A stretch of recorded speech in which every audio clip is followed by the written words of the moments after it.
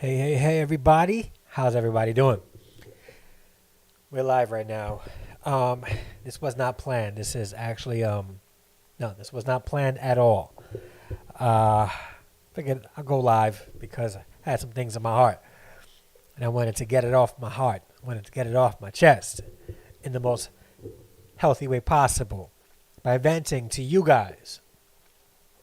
So, who do we have in the chat? King Tash Vlogs here with the very first comment. How you doing? Then we have Minister of Music Terrence Trower, who I think will be going live tonight. If you have never been in his live, please check out his live. It's encouraging, it's uplifting, an opportunity to worship, hear some of the word. If you are not connected with him, connect with him right now. I'll give you a minute to do that. Yep. And then when he goes live, make sure you hit that bell notification so that you know when he goes live and be a part of the worship experience. We also have my mother, Gloria Harrison, who's in the chat. Hi, Mommy. And who else? Lynn Pila, what's up? How you doing?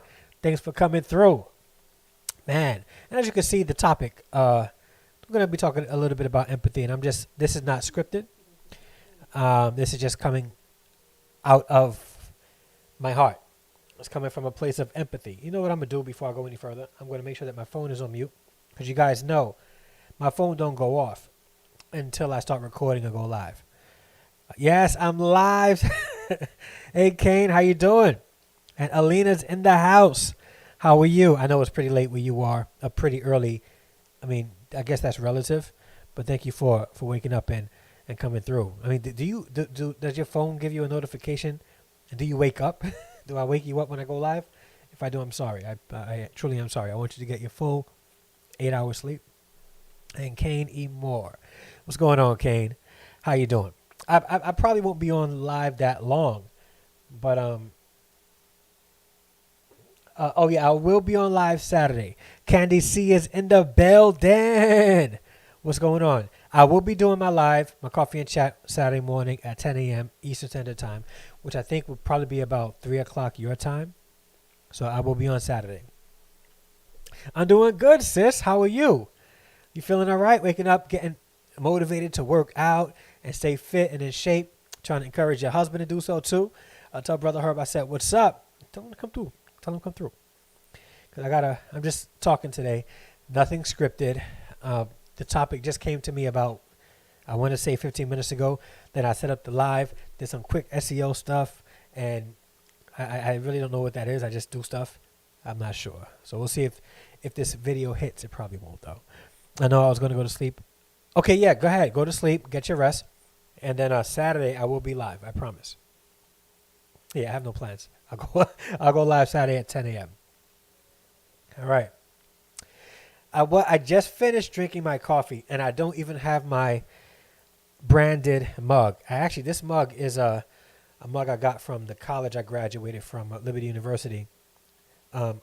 Yeah, right now Liberty University is not really in the news for good things. The president of Liberty University is, let's just say he doesn't really practice his proclaimed faith in a way that's consistent.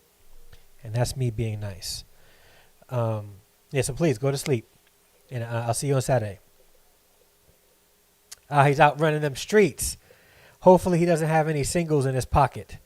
We know what he likes to do.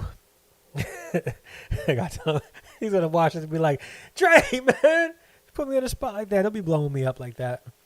Okay, see you going. All right, have a good night. Yeah, it's a nice mug. Thank you. It's a memory. Yeah, it is a memory. And I do appreciate my experience learning. But it's embarrassing telling people that I'm a graduate of Liberty University because of the actions of the president of the school. And that's it. It is sort of embarrassing. But it was a good education. The bottom one is the master's at Liberty University. I also earned my bachelor's and my associates with them and my first master's. So it was cool. It was cool. He better not. Corona. Facts. Did you hear about the NBA player? What's his name? He played for the Clippers. Was it the Clippers? Point guard for the Clippers. He was able to get a leave from the bubble. And he went to, Atlanta. And he went to Magic City so that he can get some dinner. He could have gone anywhere in the world or anywhere in Atlanta to get dinner. But he went to Magic City to get dinner. And you're an NBA player, so people are going to take pictures and post on Instagram. And the NBA saw it and suspended him. Yeah. I studied theology and counseling. So religion and counseling. Yeah. And the reason why I studied religion and counseling is because churches, and this is way off the topic, but we'll get back. Actually, no, it's sort of is on topic somewhat. Churches aren't. All right. So a lot of times when people go through something in the church, like if Christians or people who attend church go through something, the first person they tend to speak to is their pastor. And in my experience, and I'm speaking from firsthand experience, working in and being in contact with a number of churches, having relationships with a number of pastors, and me being a full-time pastor at one point in my life as well. The majority of pastors are not equipped to handle challenges and issues and problems that people face in their life. They're not. They're not equipped. They don't give room for any training in mental health and emotional health, which makes it difficult for people to be empathetic, which we're going to be talking about, when you're talking to people about whatever problems they're going through. They can't really relate or understand. So, and you know what? And I think that that's a Western mindset. I think the reason why a lot of people, specifically in America, lack empathy is because we don't grow up thinking that empathy is a good thing. We don't. We live in a society where it's survival of the fittest. Get ahead and advance in life by any means necessary. And it's disheartening. It's disheartening. We live in a very terrible time where people in leadership, people in government, specifically in America, can speak down on people. And some others are okay with that. Okay, yeah, you go to sleep and get up early. Thank you so much for being here. So we do live in an ugly space right now. And I'm going to say ugly. We live in an ugly space right now. Because people just aren't empathetic. They're not empathetic. They refuse to feel what people feel. They refuse to try to understand what people understand. I can't say that I fully support all the tenets of the Black Lives Matter organization. But the need for the message of Black Lives Matter is important. But the people that hear Black Lives Matter and instantly get offended by it, citing All Lives Matter or Blue Lives Matter, really showing that they lack empathy. The situation with George Floyd happened a few months ago, and people for a hot second got a glimmer of empathy. And I guess I can only really speak from the church's perspective, the church, and what I see from a lot of evangelical churches.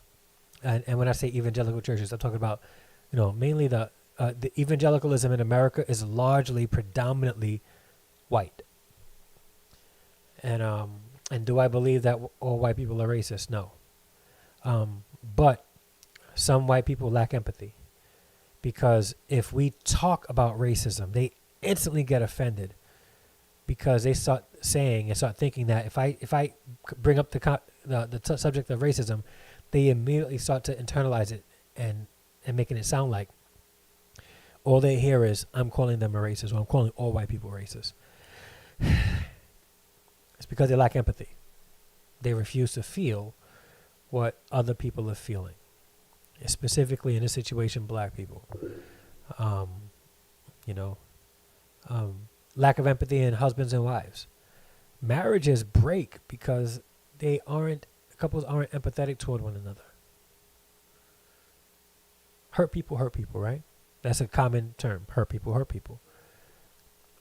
Empathetic people heal people that are hurt. Some of us, hey, Shernette Williams in the building. So here we are, right? And it doesn't even just relate to marriages. It relates to people in life, right? Like, for instance, and I know everybody has probably been in a situation like this where somebody you know has hurt you, right? The first thing that we feel immediately is hurt, anger, and retaliation. Little is done to try to understand why that hurt happened in the first place. And that's everybody. That's including me. Because if somebody hurt me, my first thought is, yo, man, like, what's wrong with dude? Like, like, he want this heat? Like, like I heard a joke today. If two vegetarians are mad with each other, do they have beef? Yeah, I know, I'm corny. I heard it today. It was on an Instagram post that I got. So listen, we don't think immediately, why is this person behaving this way toward me that's so hurtful? Maybe I should figure out what is it that they're going through, and maybe I can help that person out. We live in a non-empathetic and extremely sensitive society. We don't want to practice empathy, but we're extremely sensitive. Like, extremely sensitive, quickly offended, but we are only sensitive when it comes to our own feelings, but we're not sensitive when it comes to other people's feelings. Does empathy make you weak? Does now, just in case you're confused about, hey, Larita, what's going on? Just in case you're confused about the definition of empathy. Empathy is the ability to feel what another person is feeling. It's different from sympathetic, where somebody lost their dog, and it's like, oh man, I feel bad. I'm so sorry you lost your dog. Where empathy would say, man, I feel the hurt that this person has experienced. They're probably feeling extremely bad right now, and I would hate to feel that way. I hope they feel better soon, and I'm hoping that I can help them out in some way. Okay? Does that make somebody weak? Especially as a man. If I'm an empathetic man, am I a weak man? Because a lot of men out there walk around with this bravado, like that, there's some hot stuff. They're the big dude walking around, and they're a tough guy. There's no room to be empathetic because men aren't empathetic. Because to show any feelings or care for anything is weakness. Does empathy make somebody weak? Like in high school, was I weak because a kid walking down the hallway trips and falls, and he drops all his books, and he was a nerdy kid, and everybody in the hallway laughs at him? Am I weak because I was the only guy who helped him up with and picked up his books and asked if he was okay? Does that make me weak? It's definitely a blessing and a challenge. Being an empath can heavily affect me sometimes. Yeah, I definitely understand the navigation of feelings when you go through being an empath, or when you have the ability to be empathetic. It can be challenging, but does it make you weak? And I think people can be empathetic without being overly sensitive, meaning internalizing everything. Being empathetic is the ability to feel what somebody else may be feeling. Being too sensitive is being quickly hurt or offended when something happens to you without trying to figure out why it's happening to you in the first place. And I think that we have to be able to navigate and balance the two. Because again, hurt people. And if somebody has offended you, it's probably because they've been hurt some way, somehow, and they themselves need healing. But because we can be so sensitive, we don't focus on the other person's healing. We focus on our own hurt, our own offense, and we sort of go into our shell, self-preservation, and not care about what the other person is going through. But then, if you show empathy at a time when somebody's hurt you, people may think you're weak. Then people may want to stomp all over you, right? How do you balance that out? How does a husband get cursed out by his wife and he tells her while she's in the middle of a rage, cursing out, maybe I know you're upset and I feel that you're upset and I'm sorry that you're upset. If I can help you heal in any way, please let me know because I want you to heal. I know that you're angry and I hate seeing you angry. And I feel what you're feeling right now. And I want to help. How can I help? Would that make him weak? Would that make him less of a man? Like, you know, or to the woman, would the woman see him as weak because he's not like putting her in her place? Or is he putting her in her place and gently placing her in a position of love, comfort, peace? Is empathy really weak? I saw a post by someone today, a Christian, and it hurt me because he's a good brother. He's a good brother, loves the Lord, a minister. He has a beautiful family. Some of his kids have special needs, and they're like great people. And we know the situation that happened in Beirut 2 days ago. But I was scrolling down my news feed today, and he posted up a meme that I guess was supposed to be a joke. The meme was a picture of, hey, the Triplet family, how you doing? The meme was a picture of like a forklift or whatever, a forklift holding a bomb, but the bomb looked like it was falling and the forklift was tilting over with the bomb. And the caption read, imagine being in this situation, and it was like something like it was the first day on the man's job at the docks in Beirut. And I was like, wow, like hundreds of people lost their lives. Countless others were injured. Homes were destroyed, cars, all that stuff. And we make a joke out of it, right? And sometimes, let's be honest, right? How you doing, us, never them? How you doing? And let's be honest, sometimes things are funny. I get it. But when we laugh at the expense of hurting people, what does that make us? What does that make us? Streamlabs, why you messing with my people? Streamlabs, stop messing with my people. I'm sorry, us, never them. I didn't do it.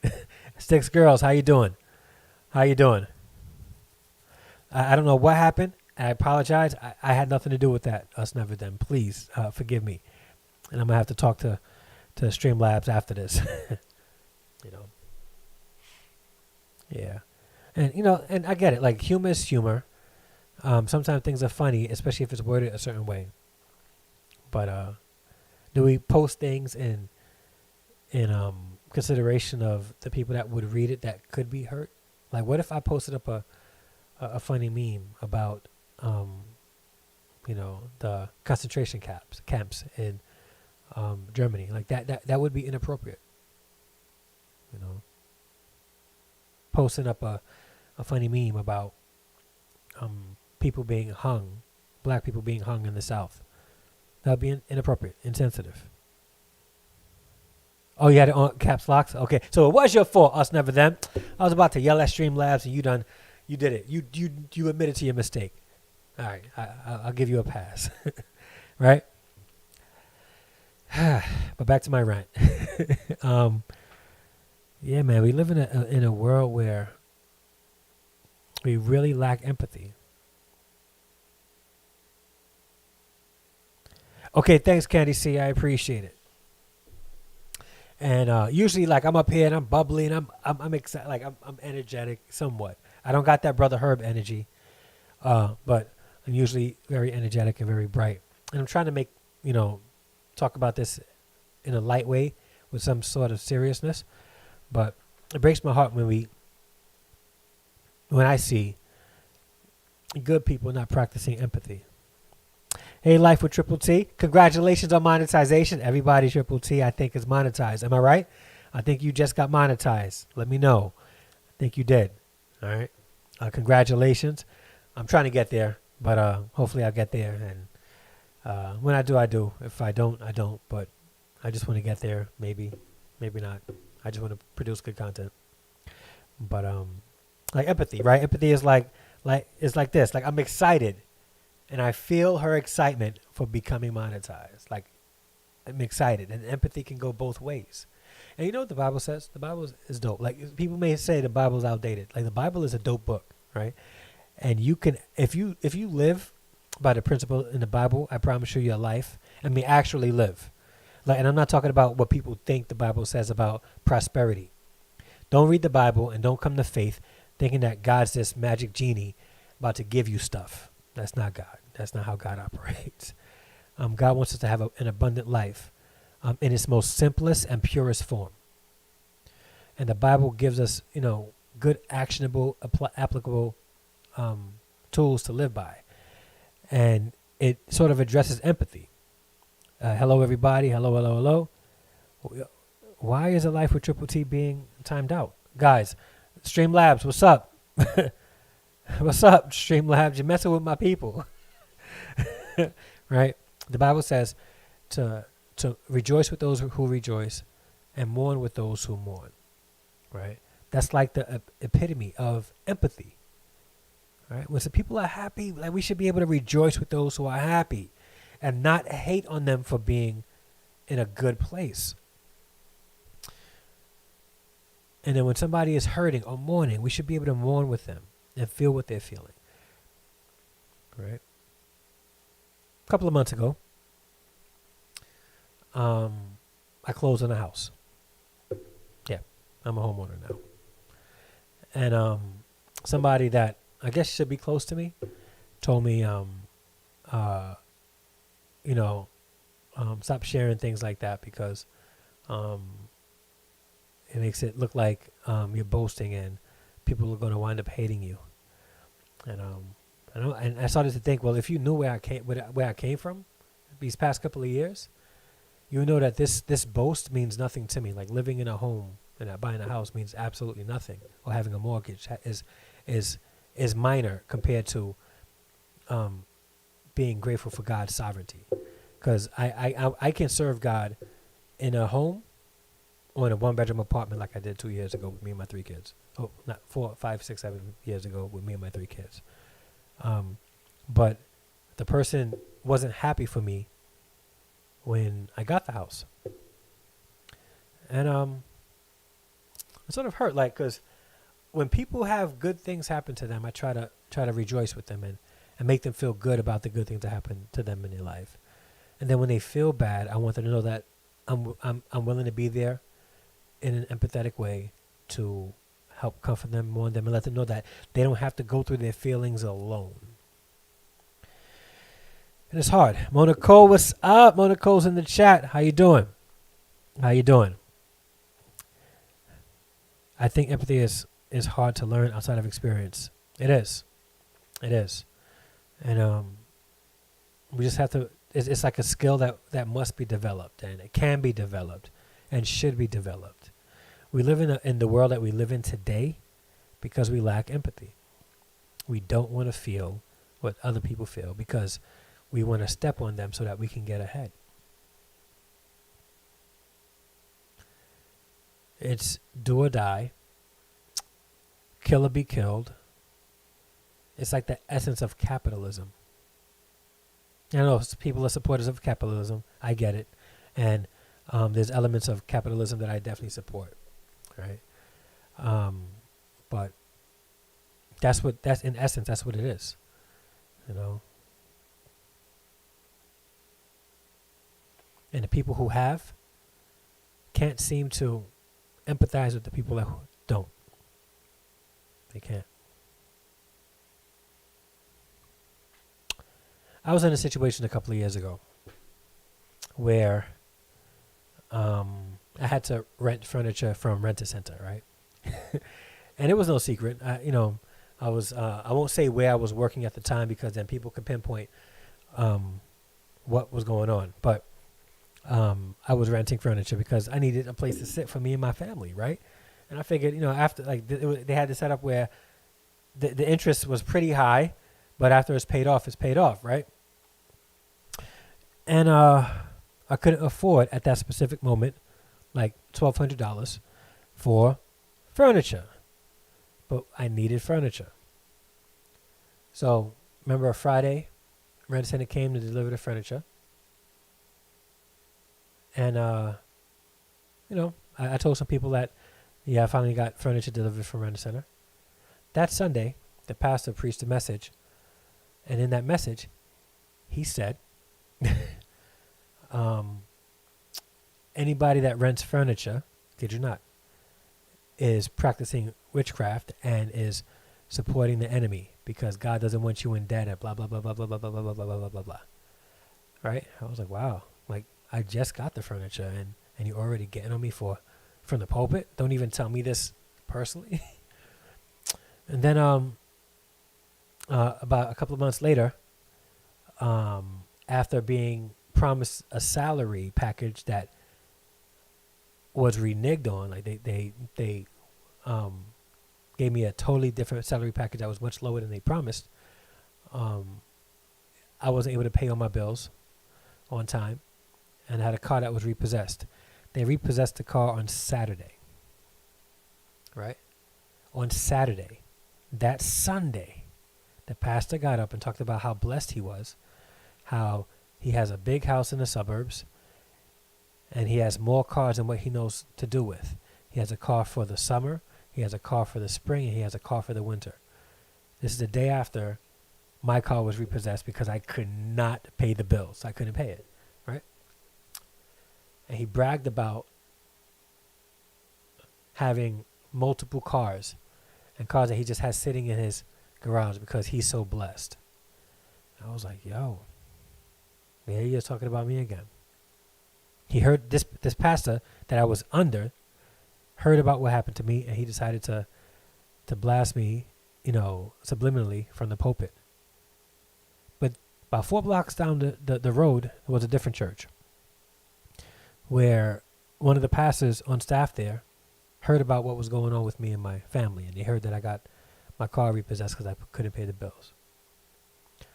So this pastor somehow got my number, called me up, and said, "Hi, Pastor Andre." I said, "Hi." "Who's this?" He told me his name, Pastor. I forgot his name.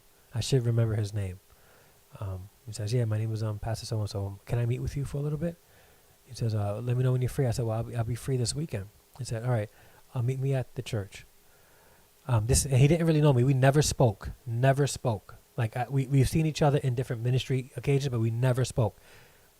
So I went to the church and I met him, his church, and I met him. And the first thing he did to me, he said to me was, first he said, hey, Pastor Andre, thank you for meeting me. He put keys in my hand. I said, "What's this?" He said, "I heard about the unfortunate situation of you and your family having their car repossessed. And I know how important it is for somebody who has a family to be able to get around freely. And I felt the Lord tell me that I should give you my extra car." And this pastor, who I barely knew, handed me keys to a brand new car. Well, not brand new car to me, but it was a used car, really nice car, right? He allowed himself to feel what it would feel like for a father, a provider, the breadwinner, to be humbled and humiliated to the point of having his car repossessed and not being able to do anything about it financially. He allowed himself to feel that for a moment and allowed that empathy to be put into action to bless a guy he barely knew with a car so that he and his family can get around freely. The pastor I was sitting under bragged about having more cars than he knew what to do with. The day after I got my car repossessed.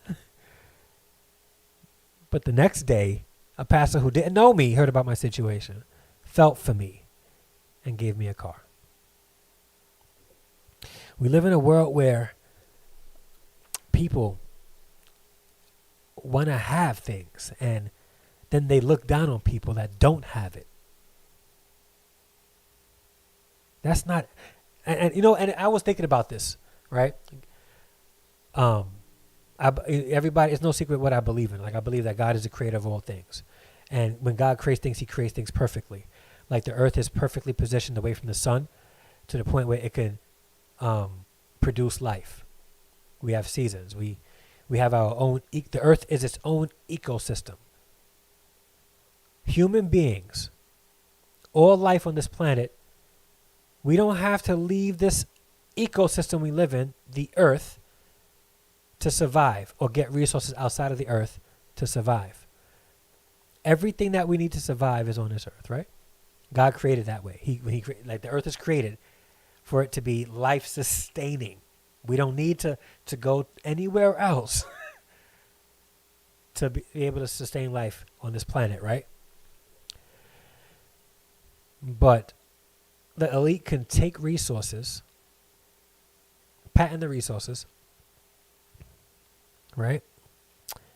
Sell the resources at an astronomical price, become rich, and then look down on the people that cannot afford the resources that they ripped from the earth that was meant for everybody in the first place.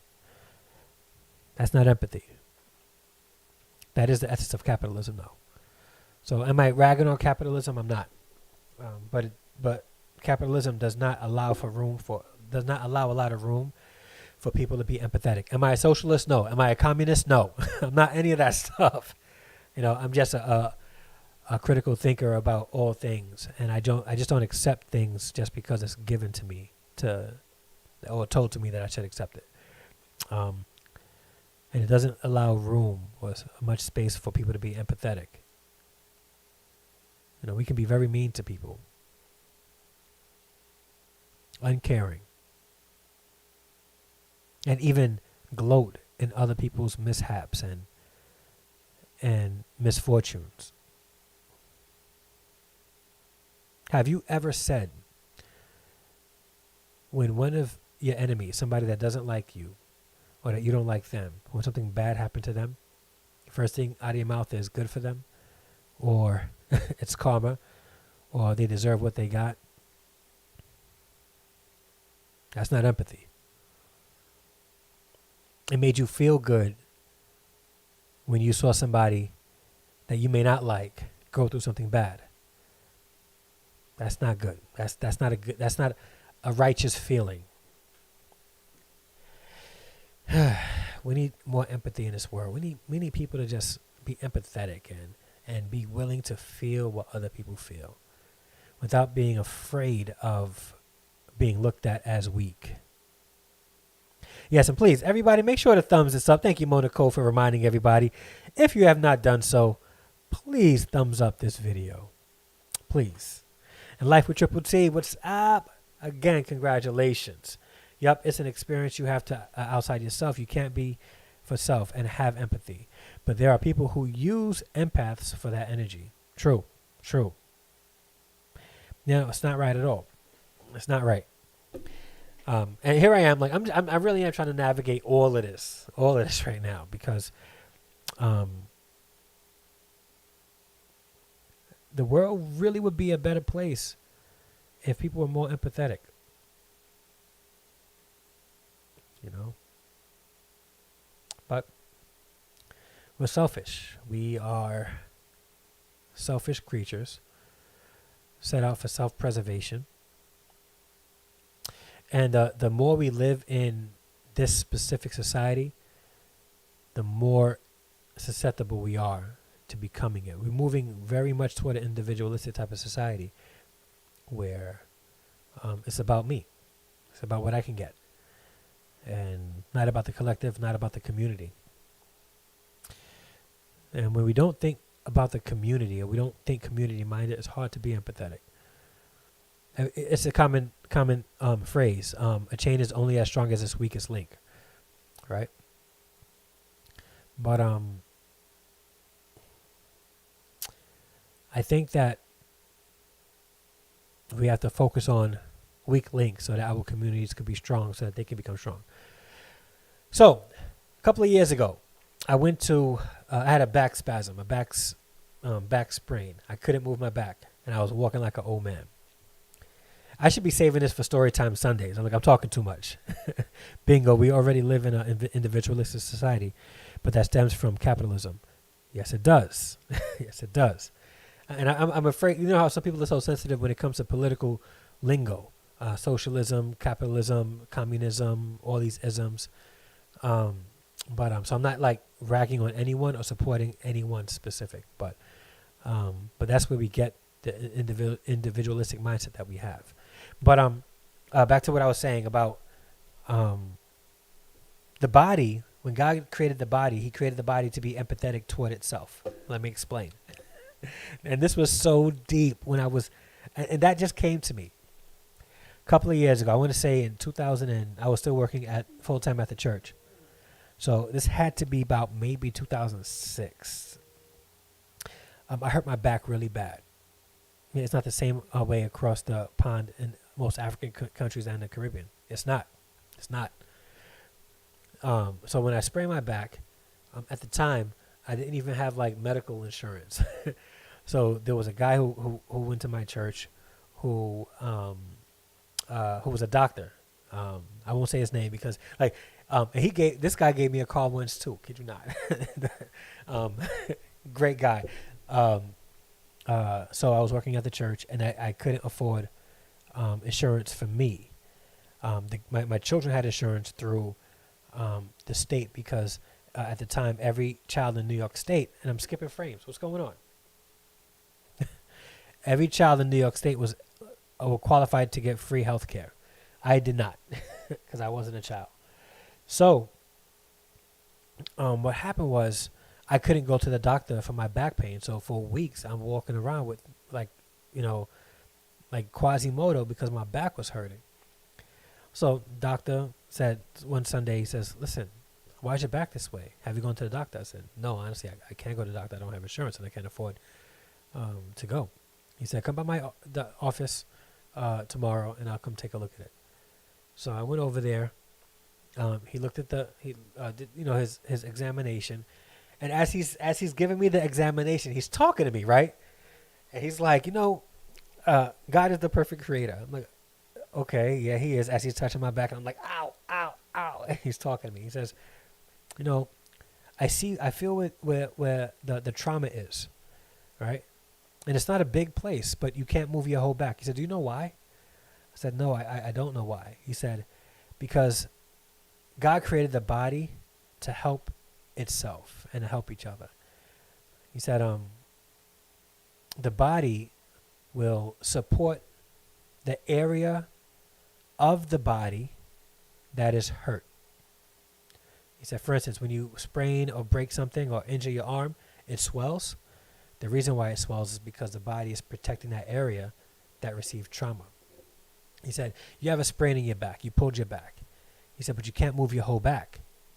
The reason why that happened is because the muscles around the place that experienced trauma understands that for us to help this part of the body heal, we have to tense up so that it can heal. Because if we don't tense up, it'll be exposed to more hurt. So the body tenses up, the muscles spaz up a little bit and tense up so that you can't have full motion, so that part of the body can heal itself.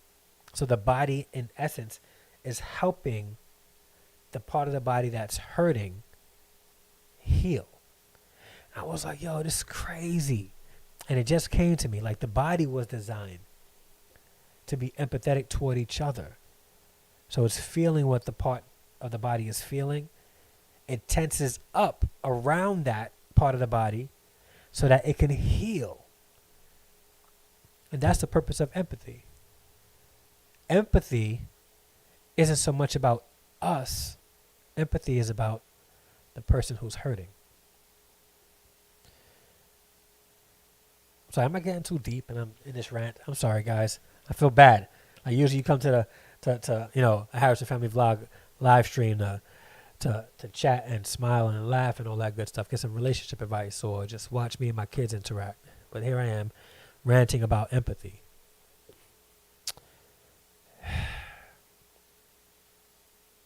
What do you guys think? Let me know in the chat. Do you guys think empathy is a sign of weakness? Or can it be a sign of weakness? Also, in the chat, do you find that the world in general lacks empathy?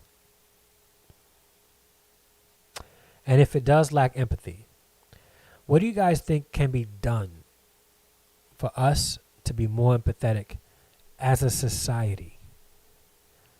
What do you guys think can be done? Let's chat for a little bit. And let me get into this. Oh, you enjoy hearing me talk? Actually, thank you very much. I appreciate it. I think my voice is annoying. But I do appreciate that you like to hear me talk, us, never them. I appreciate that very much. Got a brother blushing a little bit. Thank you. Bingo, we live in, yeah, Monaco. It's not the same. Yep. Thank you, Six Girl. I appreciate it. Yeah. And again, thank you again for you know why. I appreciate it. Thank you so much. Yeah. And the Trippet family, not right at all. Not right at all. Empathy is not weakness. It can lead to codependency if you're not careful. I agree. Do me a favor, if you could just give me an example of how that could lead to codependency, so that we can get people in the chat talking about that as well. The Life with Triple T is here. Yes, I'm still here. You just missed a whole rant. Almost a teardrop. Candy C. Mo Nicole says, yes, it does. I think it is because of accessibility. They literally have everything handed to them on their phone. Ooh, yeah. Empathy is having strength and love. Agreed. Hey, Six Girls and Candy. Mo Nicole is shouting people out. She put the coffee emoji and the candy emoji. If you guys don't know, the coffee emoji, it's my emoji. Yeah. I agree, Six Girls. Yeah. What up, Nicole? The person begins to depend on you for emotional security. Yeah, and I think that can be a dangerous thing. You can be empathetic in hopes to heal somebody, but then they can become dependent on you for emotional healing. And I think that what we have to start, I think that what we should be discussing also, and that probably for another time, is how we can combine empathy with self-resiliency. How can I practice empathy, the type of empathy that will promote self-resilience in the person that I'm trying to help heal? I'm going to create a whole talk and a whole series about that. You know what, Monaco? Maybe we should get together and talk that through. We got the future doctor in the chat, so we could probably get together and talk that through. How can I practice empathy that will promote self-resiliency in the person I am trying to help heal? Oh, I like that. I got to shorten that though for the title, but that's dope. That's a good discussion. Good discussion. The person begins to depend on you for emotional security. Dang. What we danging here? You can empathize to the point that you enable bad behavior, addiction, etc. This girl, absolutely. That's why we need to have that deeper discussion if you're not careful. Yup, this girl. Hello, Mona Cole. Okay, Dre. Thank you. Yeah, so I think that would be a dope discussion. We should definitely do that. How can you help those in pain without empathy? Yeah. it's hard to it's hard to do that. It's hard to do that because write it down. I should write it. I'm gonna go back. Yeah, I should write it down. Write it down right now. Doing it right now. Actually, let me see if this will work. I could probably let you guys see. No, I have my thing. It's called a hover cam from my school. So when I teach my kids, I teach them and model with them with like a document camera. It's pretty cool. But I'm gonna write that right now.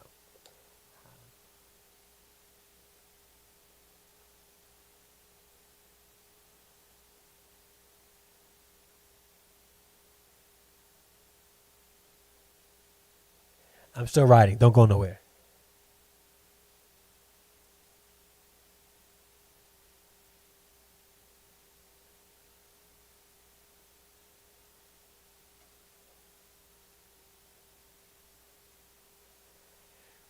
Ooh, that's a course right there, boy.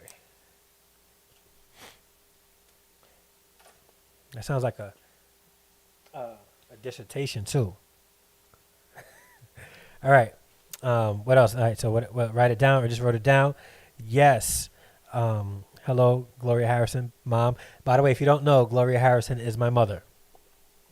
Write it down before you forget. That would be great conversation. Already wrote down. Already wrote it down. And that's not like something. I think that's the kind of conversation that I have to do some research, some reading, and then really get into that. Yeah, it is a hard one. That's why I said you can't like just have an open conversation about something so deep. You really got to go into that with research and action steps, not just what do you guys think. You got to be proven action steps that have been that case studies have been done and it actually works out. I don't like helping those to the point where they can't be self-efficient and heal on their own. That's a hard one. Yeah, I think that, and let me state this: like for those of you guys who have ever been in a counseling relationship where you've gone to see a counselor, one of the things that every counselor should do, and this is canon, this is like counseling Bible. If they don't give you the tools to be able to be self-resilient, then they may not be the right counselor for you. If you've gone to the same counselor for 4 or 5 years for the same issue, then maybe they may be practicing something unethical, like collecting your money and not giving you the help that you really need because they know that you're going to continue paying. But that's just free advice. So, yeah, make sure that if you guys want to see a therapist or a counselor, that is somebody that's actually going to give you the tools you need to heal, move forward, and be able to handle whatever challenges that you are healed from in the future independently. So, I don't like, that's a hard one, but some people just be wanting pity parties. Yeah, some people definitely do want pity parties. Definitely, I know that. You need empathy to start the process of helping. Yep, agree, mommy. Yeah, man. So empathy is such a beautiful thing, and when it's done the right way, we can really, really, really change the world. You know. But I'm afraid that with all these civil movements happening in the country today, I'm afraid that even that would pull us further away from empathy because we have people that are more angry now than they are empathetic. They're marching because they're angry, but not creating movements because they're empathetic about the effects of people who are victims of that, of the reason why they're starting the movement. You know, in a conversation I was having today with a group of kids, they said that there was a guy who was speaking, and he said that men are needed in the community. Men are needed to support the women and protect the women. And he started to talk more. And the second he said protect women, like 4 or 5 of the teenage girls who barely experienced life shouted, "We don't need no men to protect us. We're good all by ourselves." And I was like, whoa, whoa, whoa, whoa. And I had to like mute them because they were going off. So I let him finish, and then we continued the Zoom. And I told them like this, right? I said, we live in a society where, and I'm going off just a little bit, but I'm going to bring it back. We live in a society where men are optional. No longer are men needed in the home to help raise kids. Women can do that all by themselves, especially with the support of the other daddy, the government. The government tells the mother, we don't want your other the real daddy in the home. So for us to support you, they can't be in the home. So dads become obsolete or optional. In the communities, the men are, for the most part, the majority of the men are tearing up our communities. And a lot of times it's the young ladies that are following suit. But then when we say things like we need men to rise up and start protecting the people in our community and the women get upset. And I told them to look at it like this, right? The Black Lives Matter movement was started to help protect black men by 3 women. So it's okay for women to protect men. But then when men claim they want to protect women, women automatically think that we don't need men protecting us. We're strong all by ourselves. We don't need you. When really, the truth is we all need each other, right? We all need each other. And when we need each other, we work together so that as a community we can grow and advance together. We are empathetic toward each other's needs, wants, goals, and we help each other out of whatever it is that we need to come out of, right? So yelling, we don't need any men to protect us in a climate where men are optional in most spaces in the black family was hard for me to take in. And we had a nice conversation, and they understood what, after breaking it down, they understood it. But even then, right, young girls are being raised to believe that men are no longer needed because they become so hardened, right, to the very presence of a male. Invisible, like they can't even see it. And now I find that men are practicing trying to be what they should have been for generations. And it's not being received well because women have been taking on the mantle of provider, protector, most their children's lives, that it's hard to even understand when a man wants to do it.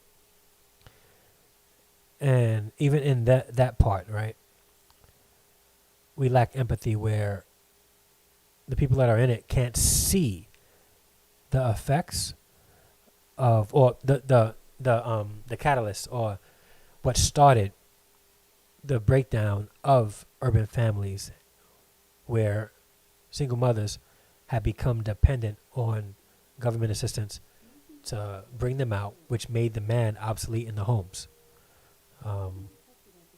So they become hard. They become unempathetic. And empathy is needed in all areas. When we start movements, we don't start movements just because we're angry about something. We start movement because we felt what victims are feeling, and we don't want victims to continue to feel that way. The Triplet family says, when we work together as a whole, we build teamwork, strength, and a very great and healthy relationship. You better preach. You better preach. Yeah. So true. All right, so I missed some things. Hello, Mother Gloria. In order to give the tools moving forward, they must understand how to. True. Happy to say I'm doing great. Everybody shouting at my mom. I hate that rhetoric. Yeah, so do I too, Mona Cole. I hate that rhetoric too. Like, the truth is, individually, we can all survive alone. But I think together, we can strive. So, I will never say that a woman needs a man to survive. No. But I think that, and I have a stuffy nose, sorry. I think that for strong families to be that way, the support of a mom and a dad in the home makes it a whole lot better. So, who's deleting your messages? Us, never them. Come, listen, Streamlabs, stop messing with my people. But the triplet family, very true. When we work together as a whole, we build teamwork, strength, and a very great and healthy relationship. Yeah, I agree. Am I still skipping, guys? And I think that I have to get low because, so like when I have the black bars up. Let me see if I can raise this up a little bit. 1 second. Bear with me. Oh, you all caps again? That was your fault? There we go. It's all right. All right. Listen, I'm about to end this live stream in like 4 minutes. In about 4 minutes, 3.5, 4 minutes, I'm going to end. Then I'm going to go to bed. Okay, I'm not skipping anymore. Good. I do want to thank you guys for rocking with me. Like, you guys hung out for the past hour with me as I went through a whole unscripted, like, brain fart. Like, I just farted everything that I've been feeling for the past day. And you guys, Francis Atkins, what's going on? I'm doing well. Thank you so much for coming through. I'm about to end, but I do appreciate you coming through at any moment of this live stream. I really appreciate it. Hey guys, if you have not yet done so, please like this video. If you haven't subscribed to my channel yet and somehow you saw this live stream and you figured, let me be nosy and see what this guy's talking about, I thank you. Please hit the subscribe button. Join my Harrison extended family. Hit the bell notification so that when I do like random lives like this, you'll be notified and we can have some deep conversations. And I promise you, I am going to put together after I'm doing some research, maybe a PowerPoint or some kind of presentation to go live and have a discussion about how to practice empathy that will build self-resiliency in others. Oh, I like that. I like that. That's like one of those, that's like a workshop for professional counselors to attend. I like that title. Thank you, Monaco. And first off, from you, that means a lot. We have a future doctor in the family. We have a future doctor. She's working on her doctorate right now, Mona Cole. If you have not done so, please go to her channel, subscribe to her. She has great content. She talks about a lot of great things. She talks about just a lot of things that she's also sort of like chronicalizing. Is that a word? Chronicle, like chronicalizing. She's talking about her experience through her doctoral program. So please hit her up because like I'm watching every single video because I want to see her process, because in the near future or far future, whatever, I plan on working toward my doctorate or PhD as well. So, hey, and she's back. You missed a lot. Glad to be. Thank you so much for coming back. I appreciate it. Actually, I enjoyed your live. You will see me again. My husband and I enjoyed you. Thank you so much, family. And thank you so much for joining the Harrison Extended family. And I enjoy you guys' channel too. And if you haven't connected with us, never them, please do so right now. The triplet family, I'm like mumbling right now. The triplet family, thank you so much. I'm glad that you enjoyed my brain farts. I would sip some coffee, but it's all gone. You're welcome, Monaco. You're welcome. I appreciate you, sis. All right. I still got like a minute and a half, and I'm going to try to go to 10 o'clock. So I'm going to stay here till 10 o'clock. Yes, future doctors in the house. Oh, and Sharnette Williams probably going to be a doctor, too. She is also but her doctoral is more like medical. She's going to be like a medical doctor one day. Yeah. We got doctors in the house.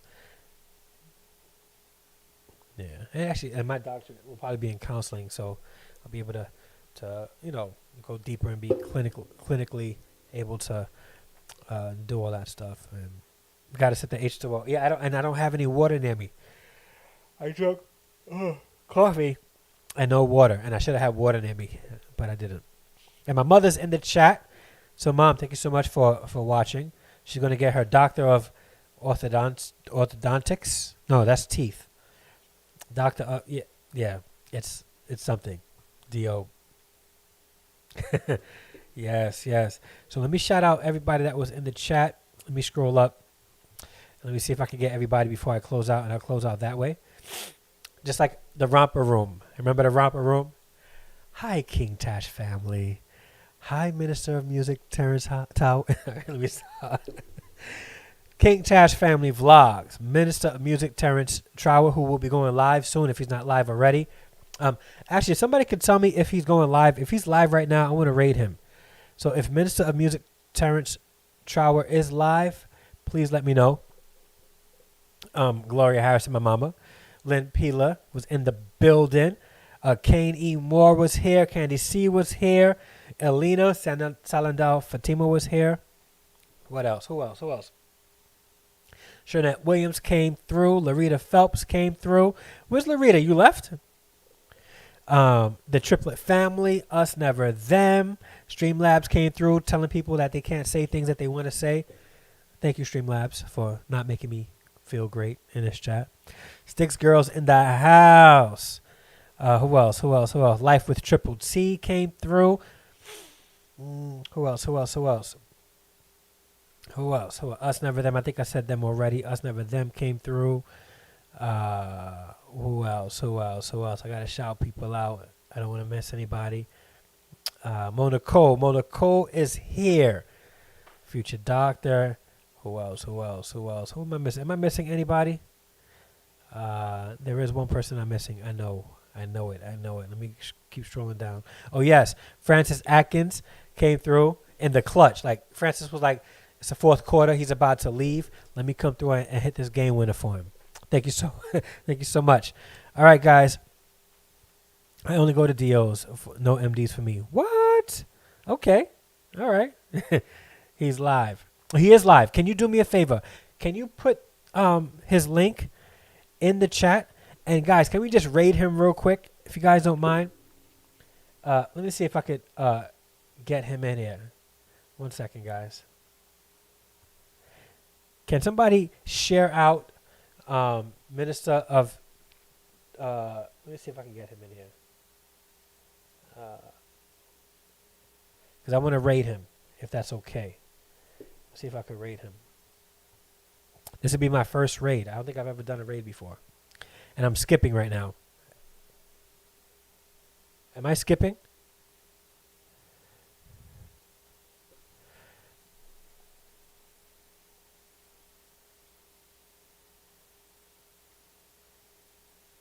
All right.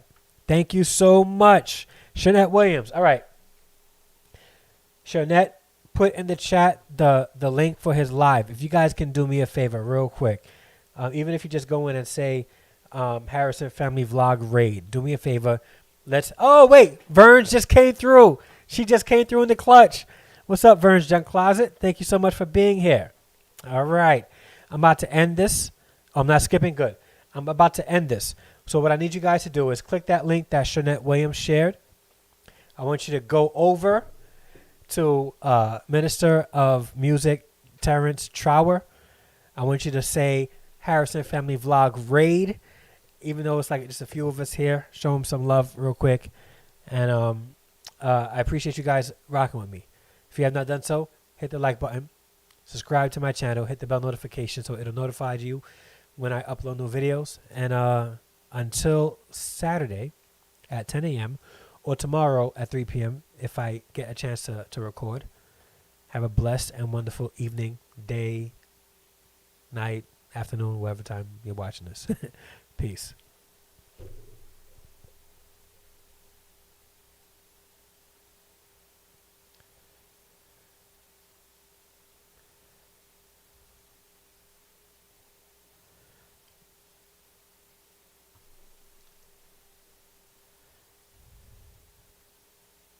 Thank you.